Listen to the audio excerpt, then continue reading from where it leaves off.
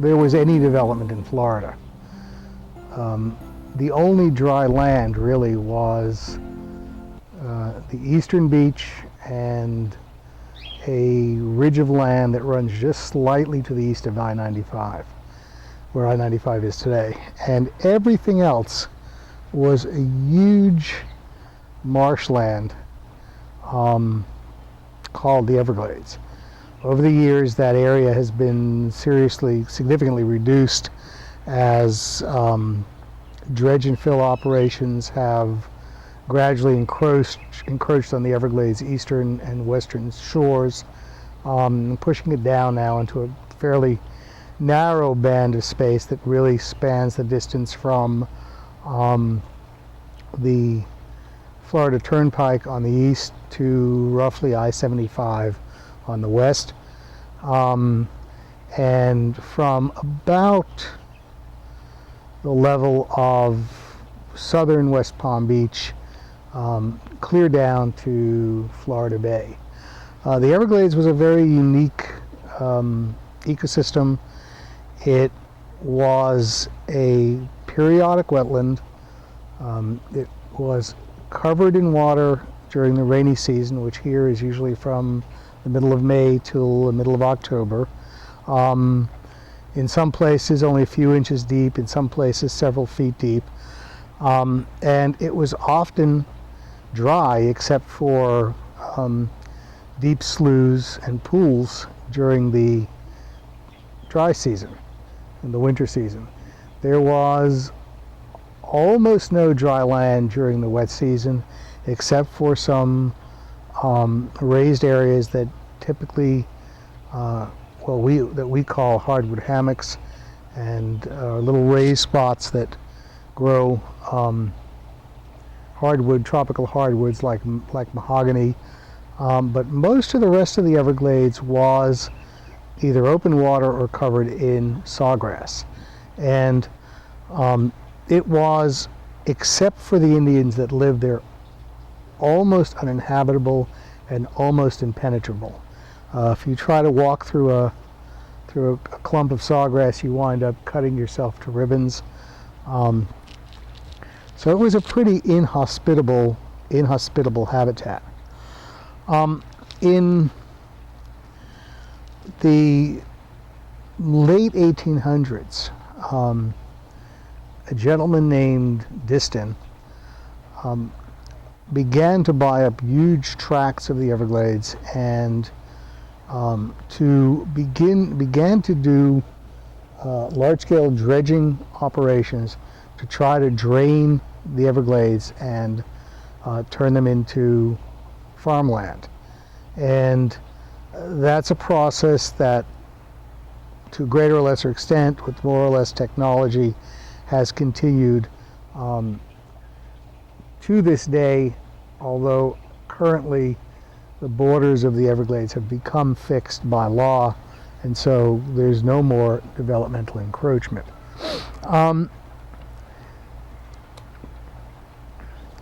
The Indians got around the Everglades in dugout canoes. They lived on little man-made islands that they built themselves. They lived in a very unique kind of house called a chickee, which was really just 4 posts with a raised floor and a thatched roof, let the breeze blow through. And they survived primarily by hunting. The pre-development Everglades were absolutely full of wildlife.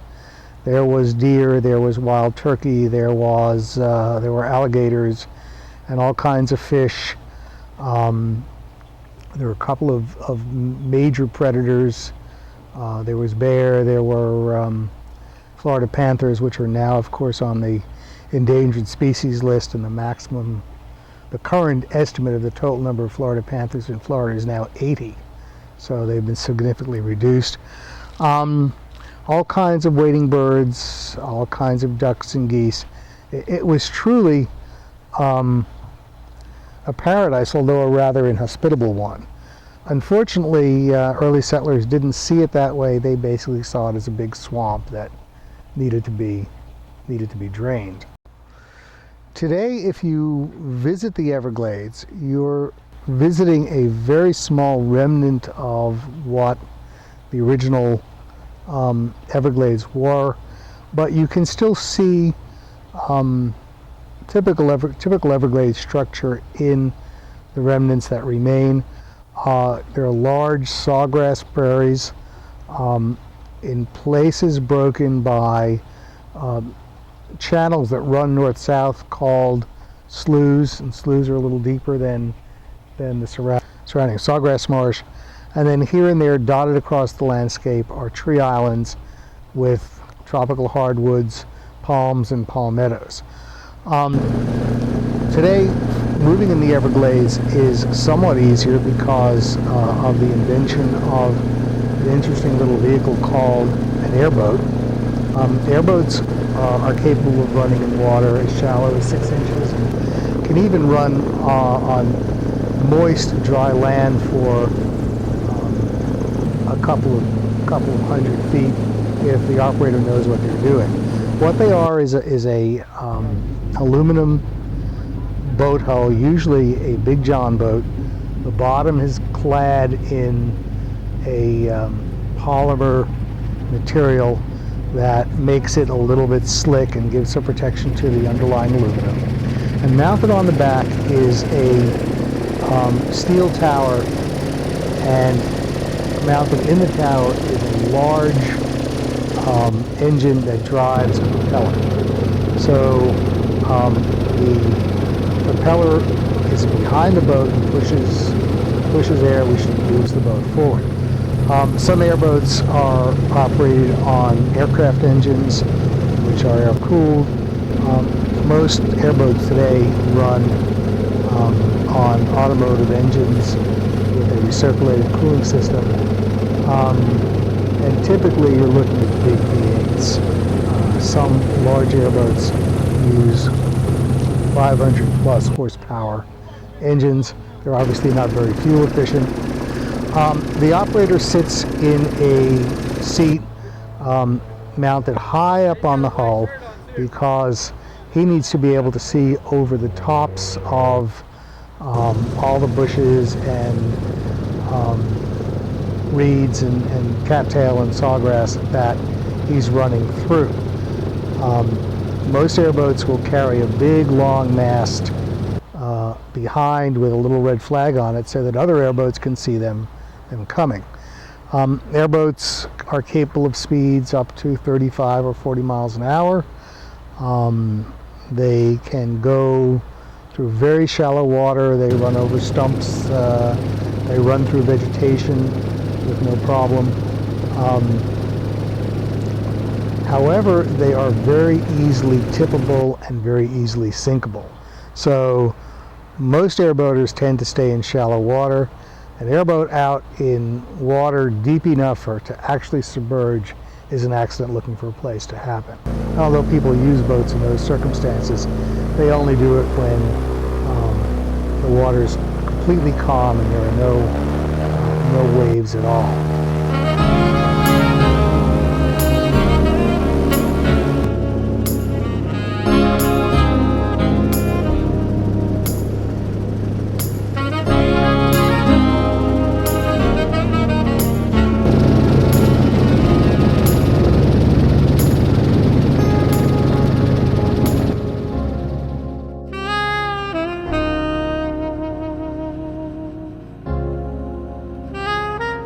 In the 1960s, the American alligator had was put on the endangered species list primarily because of hunting pressure that had reduced populations very, very significantly. Over the last 30 or 40 years, the gator population has sprung back, and now there literally isn't a freshwater body in Florida that doesn't have its alligators. Generally speaking, the number of gator attacks on humans is extremely small, And the primary reason for that seems to be that humans are simply too big to be gator prey. So most gators will ignore a person unless they, and certainly won't try to attack a person, unless they happen to wander into a bull gator that is defending its territory or a female that's defending her nest. At that point you may have a bit of a problem. So while it's not recommended, most gators will actually run, or if they're in the water, will submerge when they see a human being coming. You probably could touch one, and they would be more inclined to go in the opposite direction.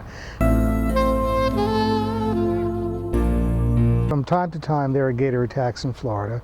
Typically, they happen under two circumstances. Either it's a dog or a very small child, because they are essentially gator-sized prey, or they're a swimmer in not very clear water, because then the gator sees your arm or your leg or your hand, and of course that's the perfect size for a gator bite. Under those circumstances, it does happen that people get bitten,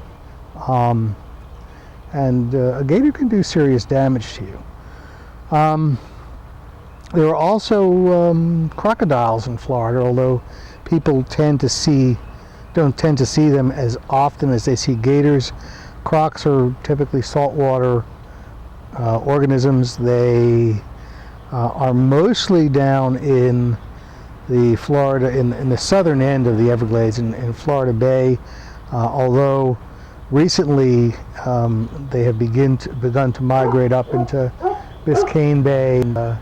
Some have even been found up as high as Palm Beach County.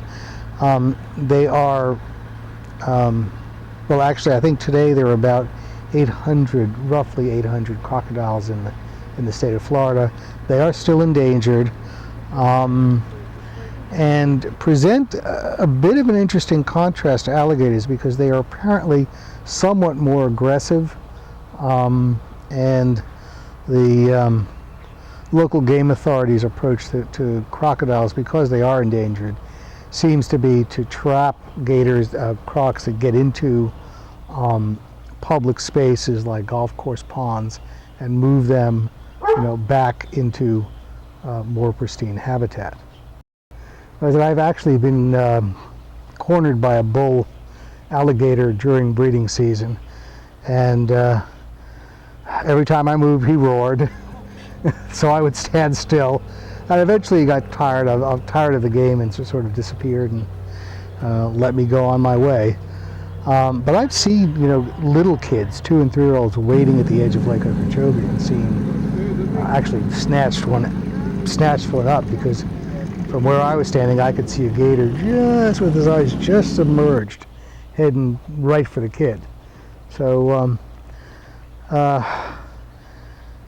although they appear docile, it's not a good idea to take them lightly. They're still big animals with big mouths and strong teeth. Gators that attack humans are typically gators that are living in locations where they have intimate contact with humans, perhaps where humans feed them, so humans become associated with food. And it's asking a lot of the reptilian brain to distinguish between the hand that's holding the hot dog, between the hot dog and the hand that's holding the hot dog. So again, it's a good idea to avoid gators when you can. They're fun to watch. Observe them from a respectful distance. Don't voluntarily swim with them, and you and the gators will be just fine. Are they? Well, they don't look hungry.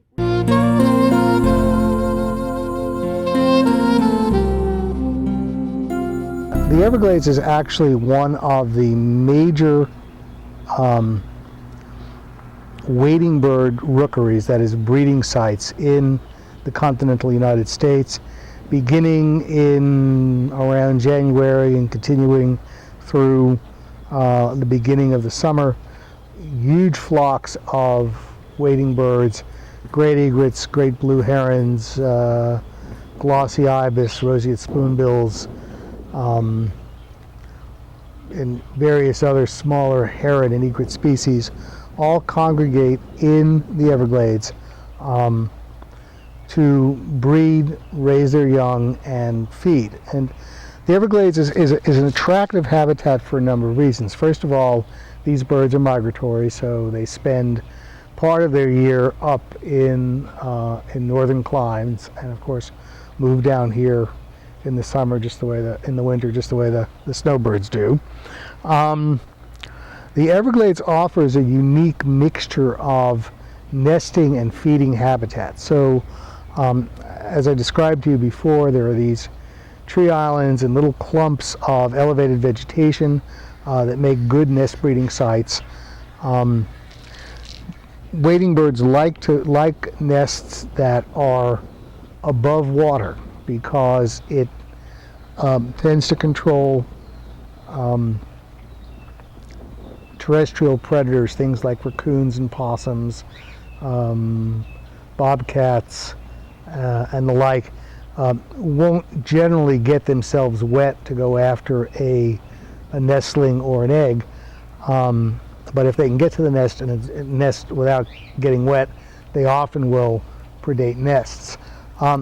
Wading birds aren't terribly worried about alligators because alligators don't climb trees, although alligators certainly take a significant toll on nestlings that tumble out of the nest during the breeding season. So birds move down here, typically starting around January or February. When seasonal cues are right, they will mate, lay eggs, and build nests, mate, lay eggs, and begin to raise their young. The Everglades. Most of the wading birds require a very, very specific water depth in which to feed. They're all either they all basically feed with their heads underwater, either catching fish or probing in the bottom for small crustacean and macroinvertebrates. But what they all have in common is that their leg length basically determines the water depth in which they can feed in. So the really big birds like great blue herons and great egrets, wood storks, can feed in water up to about a foot deep. All of the smaller herons and egrets basically need water about 6 inches deep. One of the beauties of the Everglades is that when the water regime is working properly, that is when man hasn't interfered with it, as the winter dry season progresses,